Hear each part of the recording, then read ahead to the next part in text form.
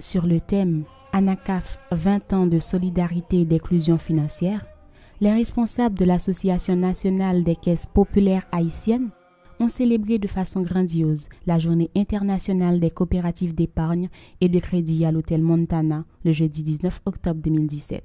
Au cours de cette journée, plusieurs personnalités connues dans le monde coopératif haïtien ont pris la parole suite à l'ouverture de cette grande célébration par le président du conseil d'administration de l'ANACAF, M. Manel Castel, qui en a profité pour lancer les festivités devant marquer les 20 ans de l'ANACAF. Bienvenue à cette activité qui marquera à la fois la célébration de la Journée internationale des coopératives d'épargne et de crédit et le lancement des activités marquant les 20 ans de l'ANACAF. Depuis 1948, le troisième jeudi d'octobre est réservé pour célébrer la Journée internationale des coopératives d'épargne et de crédit. L'ANACAF, depuis près de 2 décennies, ne ménage jamais ses efforts pour marquer cette célébration. La Journée internationale des coopératives d'épargne et de crédit est toujours l'occasion pour le secteur de se retrouver dans un esprit de célébration et de réflexion. Il importe toujours de jeter un regard critique sur les actions posées et de dégager ensemble des pistes pour un mouvement plus fort et plus inclusif. La semaine de la coopération est célébrée cette année sous le thème « Ensemble, bâtissons un monde meilleur ». Au réseau de l'ANACAF, nous profitons de cette occasion pour lancer les activités marquant les 20 ans de l'association autour du thème ANACAF, 20 ans de solidarité et d'inclusion financière. Je vous invite à regarder sous peu une présentation audiovisuelle très succincte des réalisations de l'ANACAF au cours de ces 19 années. En lançant les 20 ans de notre association, nous vous remercions pour votre contribution et vous demandons de vous impliquer davantage pour faire des activités prévues une réussite à la hauteur de nos 20 ans.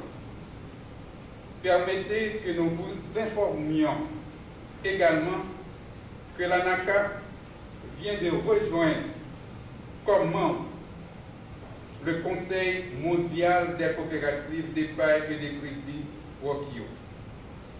Bonne fête à vous tous, bonne participation à toutes et à tous. ANACAF, 20 ans de solidarité et d'inclusion financière. Merci de votre attention.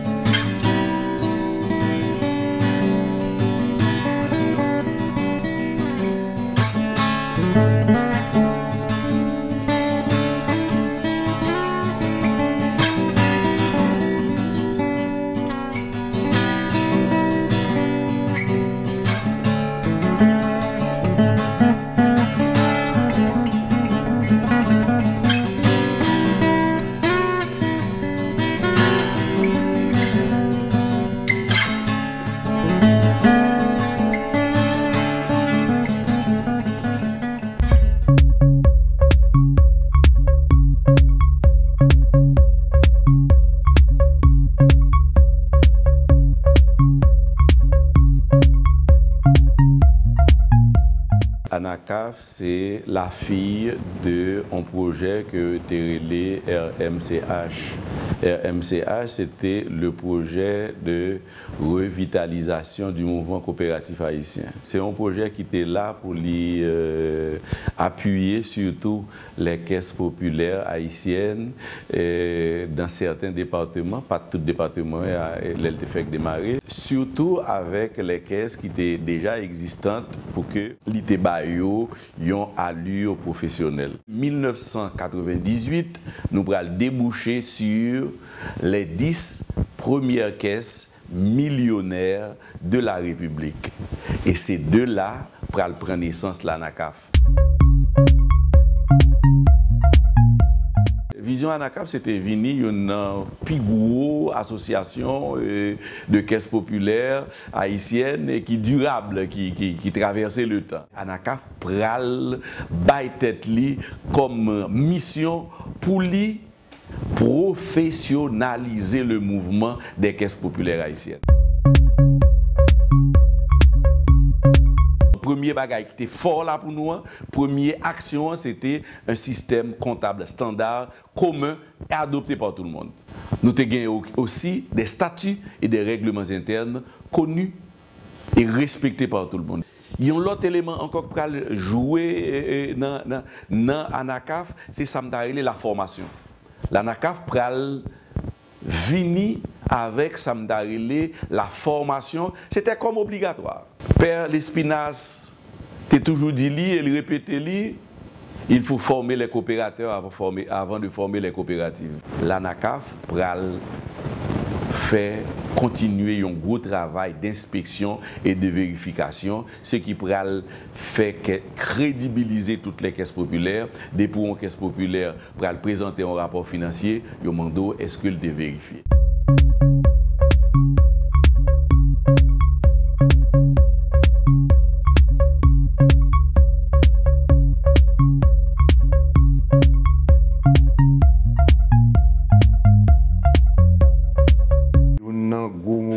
Qui traversait via ANACAF, c'est période 2000-2002, côté nous avons des sociétés pyramidales qui tapent évoluer malheureusement sous nos coopératives.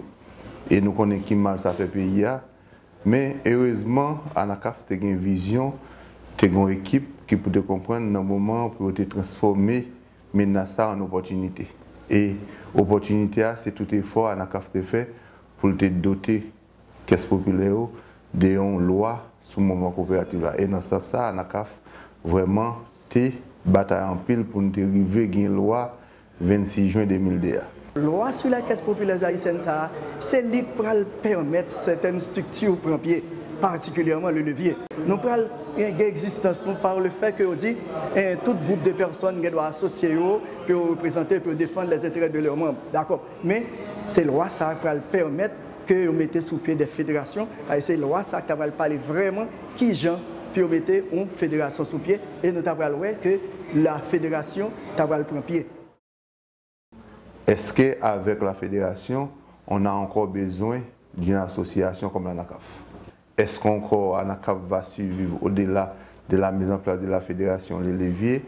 Est-ce qu'avec la fédération question encore besoin d'une institution comme ANACAF? Et c'était une pile hésitation avant que nous ayons une réponse. Heureusement, avec le temps et les caisses populaires et les sociétaires, on a compris que l'ANACAF a encore sa place. On a besoin de l'ANACAF, particulièrement au moment où on a besoin de défendre nos intérêts.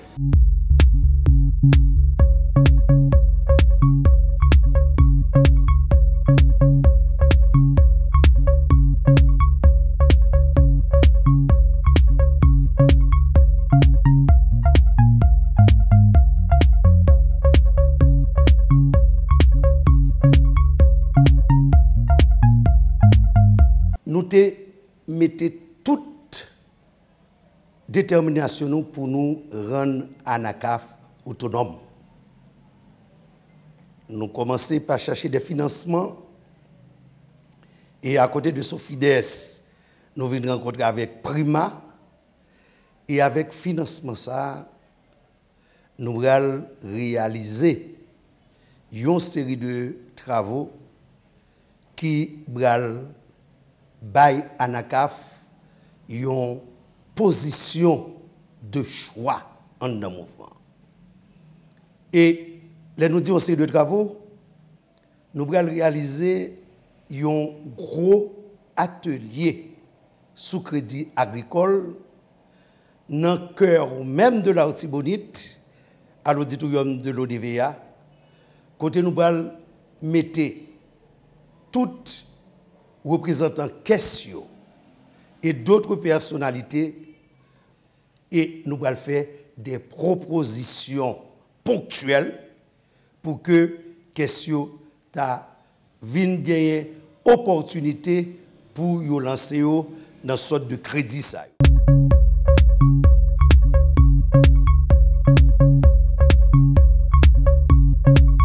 Programme, c'est un programme qui était là pour permettre que petits agriculteurs joignent au mieux-être à travers crédit que qu'est-ce là qu'a bayo dans ce sens là.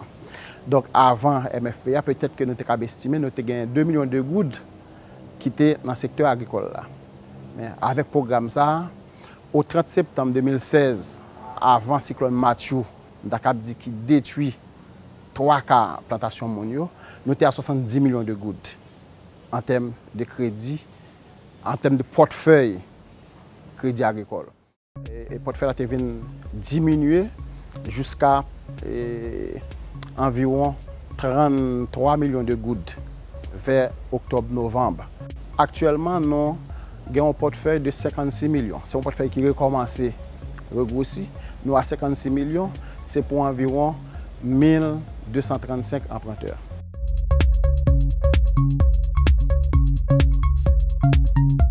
Pour ANACAF, c'est une période de lutte et de résistance. Tout. Côté, l'ité doit accompagner ensemble des caisses pour te faire comprendre qui ça qui gagne dans la proposition de loi ça et proposition qui une série d'éléments qui pas en faveur. Il y a des batailles que vous menées ou pas qu'à bataille pour contour, donc obligé de chercher tout ça qui semblait, c'est ça pour dire, tout ça qui semblait rassembler. Donc ANACAF a cherché une alliance avec, surtout sur le plan national avec KNFP. Sur le plan international, il y a une coopération que nous avons cherché ensemble avec FORLAC. Sont ensemble des caisses au niveau de l'Amérique latine, par exemple Bolivie et Brésil. Nous avons chercher des modèles et comment une association est capable et censée travailler ensemble avec une fédération et nous avons affilié nous avec l'autre instance INES. C'est une instance internationale, justement pour nous renforcer nous, pour nous être capables de mieux défendre les situations et questions en Haïti. Non seulement ANACAF là lui-même pour lui faire défense, question, il est là pour porter encadrement en termes de formation. Donc censé que ANACAF élaborer plusieurs modules de formation, non seulement élaborer modules, mais ils permettent que questions bénéficient de formation. Donc, questions formation ça permettre questions plus professionnelles dans le travail qu'ils ont fait, ils plus performants et ils travail puis résultat plus satisfaisant. ANACAF, c'est une association professionnelle, c'est l'unique association professionnelle des caisses. Là, lui-même, non seulement pour lui faire défense et questions, mais pour l'accompagner, pour questions capables de plus performant. Donc, ANACAF a intérêt et pour le travail, pour toute question capable d'intégrer et pour chaîne solidarité que nous avons cherché. C'est-à-dire plus nous mettons ensemble, c'est plus que nous sommes capables de faire réaliser des bagages extraordinaires.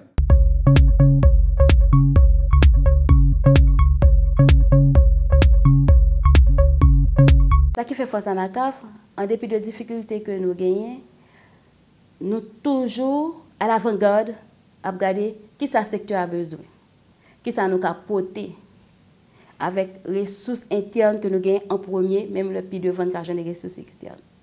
Nous avons un président Gary Marsin qui toujours remédié à la CAF, toujours à l'avant-garde. Ça veut dire que nous toujours regarder côté qui ont trou pour nous combler. Donc c'est comme ça après. En termes de formation, nous toujours venir avec de nouveaux modules de formation. Et question satisfait généralement de produits que nous baillons. Nous avons souci de l'excellence. Et dans le même cadre, ça pour 20 ans, ça, avec un service de formation qui toujours travaille depuis ANACAF, depuis 2002, toujours travaille, qui toujours offre formation, nous voulons passer dans l'autre niveau, côté pour nous bonifier les modules pour être capable de gagner de niveau universitaire. Et pour le moment, toujours est-il dans le cadre, ça qui fait force nous, qui c'est travail, qui c'est réflexion, qui est satisfait question, qui c'est chaque jour renforcer l'expertise, nous travaillons pour nous avoir une bonne gouvernance du secteur, mise en place de l'autre fédération. Donc, je n'ai pas participé à mettre en place une première fédération, une deuxième fédération qui est sociétaire. Et nous travaillons tout pour nous porter dans le secteur des produits qui vraiment répondent à l'heure. Parce que les gens qui fait force secteur, par exemple, le secteur a une force côté on dit que c'est un secteur de proximité. Mais avec la technologie qu'on a là, nous pas qu'à dire, c'est seulement rester dans une zone qui faut une proximité. On a à l'avant-garde, à réfléchir pour nous capables de venir avec des solutions pour questions, capables d'utiliser des atouts comme ça pour ne pas perdre ce qui était fait force avant hier. Inclusion, nous prenons dans plusieurs sens. Premièrement, quand coopérative on côté depuis 1946, c'est inclusion. Parce que nous avons accès à produits financiers. Deuxièmement, c'est faciliter tout profil monde des produits pour eux. Ce travail, ça nous fait avec mes petites entreprises qui fait des produits pour eux. C'est toujours permettre que au monde qui est agriculteur, qui n'a pas d'autre alternative de revenus, des produits de crédit pour eux. Au monde qui plante du riz, c'est sous 6 mois là bon, des produits de crédit pour eux. L'autre facette de l'inclusion, c'est des jeunes qui n'ont pas jamais travail, permettre que des produits pour eux. Par exemple, nous avons une opportunité, il y a un pile d'idées que nous développons, et nous avons un partenariat qui permet que nous opérationnaliser. Par exemple, pour entrepreneurs, nous avons un PSME, un programme du ministère du Commerce, côté nous travaillons avec une série d'entrepreneurs qui ont une formation, qui travaillent sur ce plan d'affaires, qui sont capables éligibles pour crédit. Et même pour les jeunes, nous avons un programme accélérateur, côté nous déjà travaillons pour l'insertion jeunes, mais qui travaillent avec start-up, qui permettent que des produits de crédit qui sont disponibles pour start-up capables de jeunes crédit pour monter business. Bien que le programme ça a besoin de pile attention, encore plus, pour nous capables vraiment atteindre l'objectif que nous gagnons dans le programme. Mais quand notre niveau d'inclusion financière, c'est aussi, on ne peut pas tout côté capable de l'inclusion financière, il y a parlé de banque mobile par exemple. Côté n'importe côté mon il est pas obligé de prendre en ligne et dans n'importe zone pour capable faire une transaction. Donc nous capable dire et honnêtement on est capable de travailler fort pour nous être ce secteur capable de dépositaire de produits dans la banque mobile. Une perspective, c'est bail service formation au l'autre niveau, au niveau universitaire et au niveau maîtrise par la suite. Avec l'université UNDH que nous travaillons. Ça, c'est une première grande perspective. Deuxième perspective, c'est permettre que nous ayons l'autre fédération qui t'offre, qui répond à la mission financière, qui est capable de jouer un rôle dans le paysage financier haïtien. Troisième perspective, c'est permettre que toute caisse qui peut informatiser à de moins de coûts. Parce que puisque nous détenteurs du système, nous, coût que la première question t'écouter, qu'est-ce qui va informatiser, il a coûté moins. Et puis nous sommes capables de dire c'est toujours été à l'écoute de questions pour nous capables toujours à l'avant-garde de services que nous avons besoin.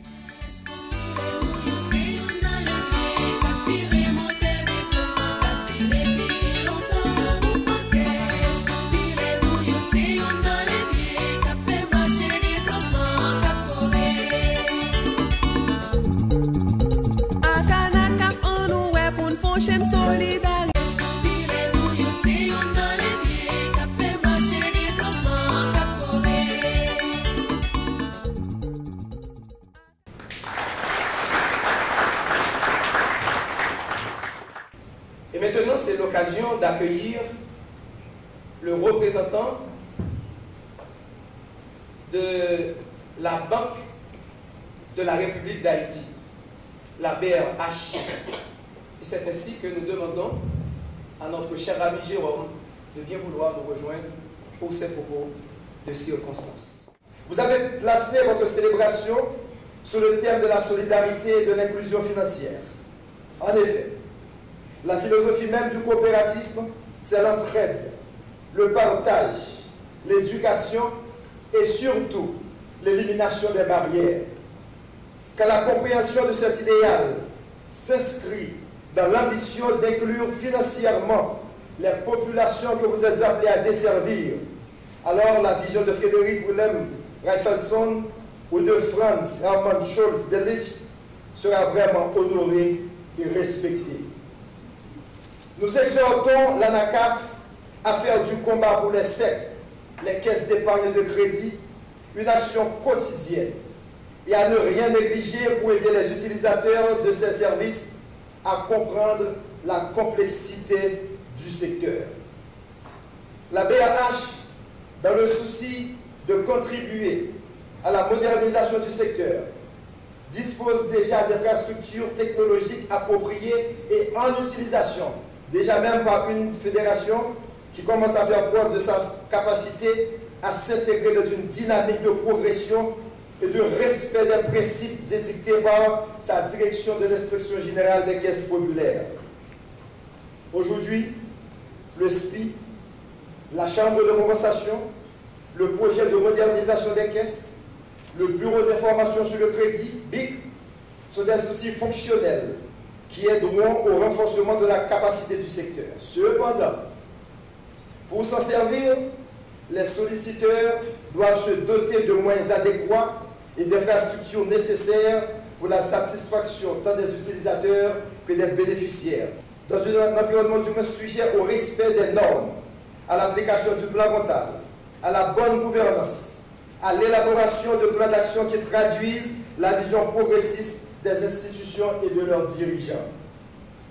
La BRH invite l'ANACAF ainsi que ses adhérents à réfléchir sur toutes ces opportunités afin d'en faire la promotion et surtout de se doter des moyens de s'en servir. L'inclusion financière trouve son efficacité à travers la compréhension de ces mécanismes et leur accessibilité à un plus grand nombre de demandeurs et d'utilisateurs. Elle deviendra par ainsi une prolongation de la pensée des pionniers de Rochdale pour un mouvement coopératif qui se modernise. En terminant, mesdames et messieurs, au nom de la BRH, je fais le vœu d'une ANACAF toujours et encore plus solidaire dans une dynamique d'inclusion financière efficace et efficiente à tous ses membres, profitant du monde entier à l'occasion de cette journée internationale des coopératives. La BRH souhaite un fructueux 20e anniversaire et une croissance grande et durable. Alors, ensemble, nous bâtirons un monde meilleur. Monsieur Serge Chéry, l'actuel directeur du Conseil national des coopératives CNC, a pris le soin de mettre en exergue la vision du président de la République qui souhaite organiser un colloque sur le mouvement coopératif au début de l'année prochaine. Dans une volonté ferme à faire de la coopérative un des leviers incontournables de la création et la redistribution des richesses au niveau du pays. Tous les espaces de la République sont concernés, les grandes villes comme les sections communales. Déjà, le CNC va lancer probablement le recensement et la géolocalisation de toutes les coopératives. Ceci va permettre une carte nationale dans le domaine au service de tous, particuliers et institutions. L'état des lieux sur lequel la Direction générale du Conseil national des coopératives travaille maintenant est un moyen de permettre d'identifier les problèmes et de mieux orienter la politique du gouvernement dans le secteur. En ce sens, mesdames, messieurs, l'apport de votre prestigieuse association, l'ANACAF, est un atout indispensable pour finaliser ce tout premier travail du CNC.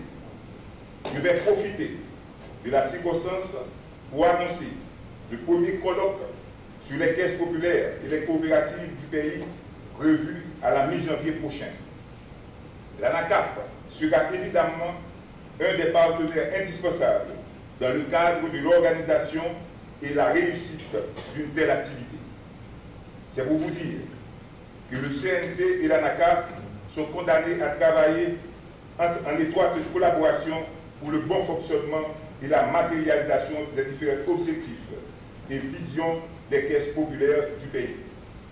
Le Conseil national des coopératives, en tant qu'organe régulateur de l'État, va s'appuyer également sur les actions de terrain de l'ANACAF afin de permettre au chef de l'État et à son administration de fournir un encadrement nécessaire et souhaité aux populations qui croient réellement que le mouvement coopératif est un atout important et indispensable au développement économique et à leur bien-être.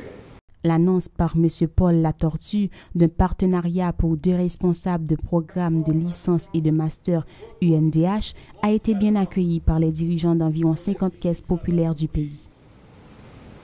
C'est une formation à la fois académique et professionnelle où nous essayons de promouvoir 3 buts fondamentaux. 1. Augmenter les connaissances des questions de gestion parmi nos étudiants. 2. Augmenter leurs capacités techniques. Et 3, et très important, promouvoir des attitudes différentes et positives de la part des gens qui dirigent nos entreprises et nos organisations, dans le but d'éviter des conflits entre tous ceux qui doivent collaborer pour rendre possible la production. La croissance économique se fait dans les entreprises, car ce sont les entreprises qui produisent. Du progrès de les entreprises dépend le progrès de la production. Le progrès des entreprises dépend de leur productivité. La productivité dépend des investissements dans le capital physique, le capital humain et la technologie. Le MBA UNDH traite de l'investissement dans le capital humain, travaillant et dirigeant les entreprises et les organisations, y compris les entreprises d'État. Merci, M. Paul Latortue. Maintenant, nous avons avec nous M. Éric Dessous. Il est le représentant du ministère du Commerce, ministère qui est également un partenaire pour l'ANACAF. C'est pour moi l'occasion de féliciter le partenariat que nous avons avec l'ANACAF depuis maintenant près de 3 ans. L'ANACAF est un partenaire du ministère du Commerce et de l'Industrie sur 2 projets inscrits dans le cadre d'une stratégie globale d'appui au développement du secteur privé.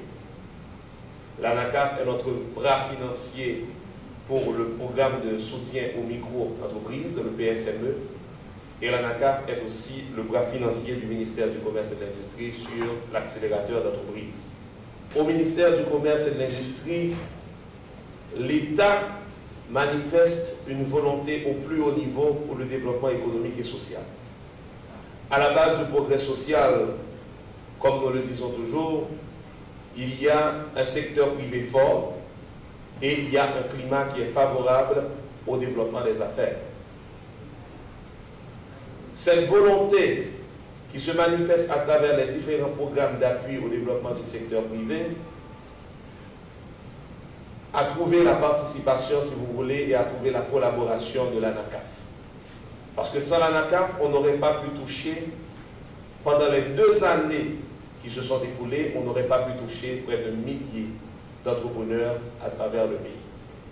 Voilà pourquoi aujourd'hui nous voyons dans cette célébration, nous voyons dans la journée internationale que vous êtes en train de célébrer, une occasion de réflexion sur les moyens d'amélioration de ce partenariat et sur les moyens d'amélioration du travail que nous sommes tous en train de faire. Mesdames et messieurs, je vous remercie.